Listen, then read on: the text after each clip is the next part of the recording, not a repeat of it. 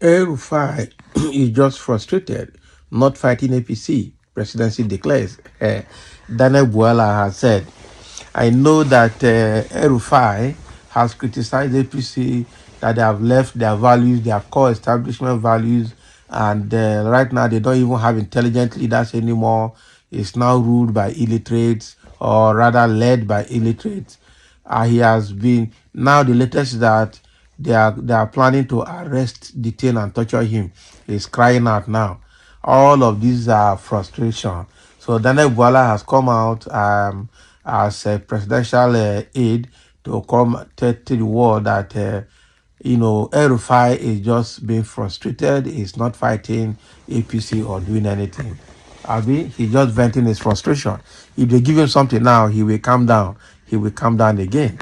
But nothing for him. Let's dive into the details to hear more from Daniel Buala. The presidency has dismissed speculations that former Kaduna State Governor Nasser El-Rufai is positioning himself against the All Progressive Congress APC, insisting that his recent criticisms of President Bola Tinubu are merely expression of frustration.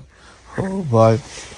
So he just showing that he's frustrated. That is what it is. So Daniel Buala, special advisor to the president on media and policy, made this assertion while speaking on Arise TV, the morning show on Tuesday, February 11, 2025. That is this morning. El-Rufai, once a strong Tinubu supporter, has accused the president of derailing from the APC's campaign promises, claiming the party is now unrecognizable. Can you imagine? So his remarks, coupled with meetings with opposition leaders, have fueled speculation that he may leave the ruling party. They go anywhere.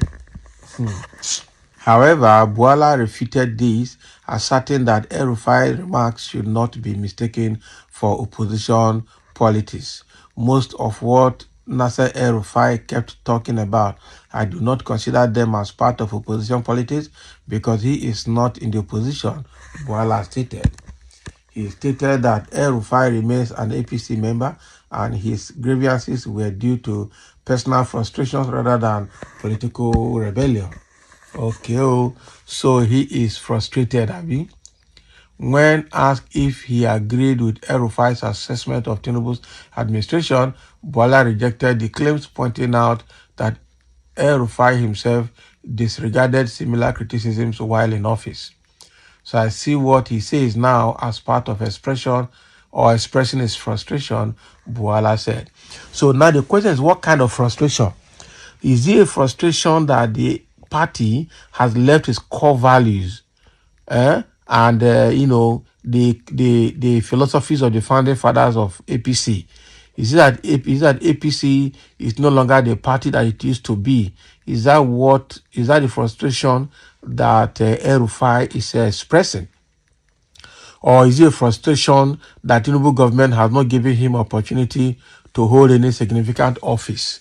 Is it a frustration that the Tinubu government has not made him minister or given him any political appointment or even recognition? Because there are two kinds of frustration here.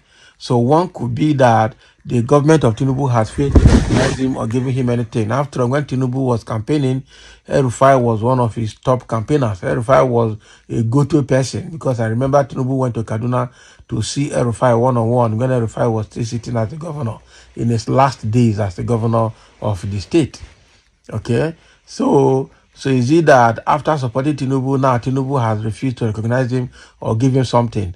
Is that a frustration? Or that APC as a party nationwide has failed in their campaign promises? Because that's what they're trying to say.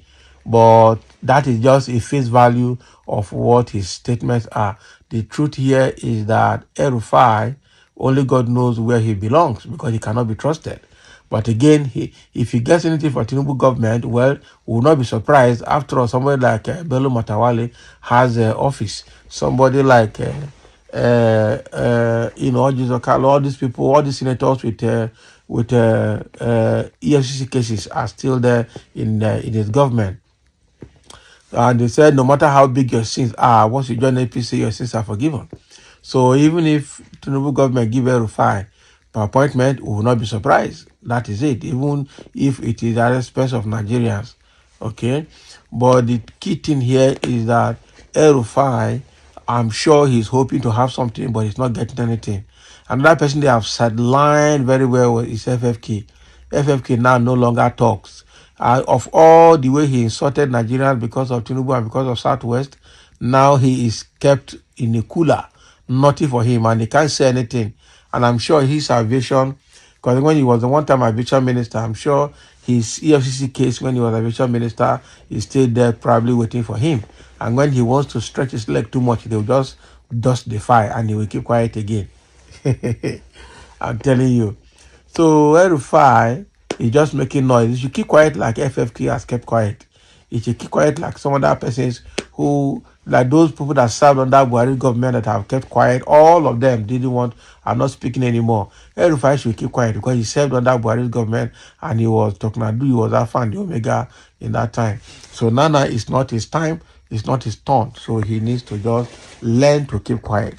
That is it. Shouting now that they want to arrest him, detain him, and do all of that is just story.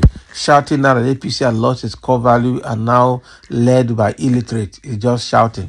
And that is why Daniel Buala has come out to tell him and tell the public that he is just expressing his frustration, not that he hates APC or not that he's in opposition.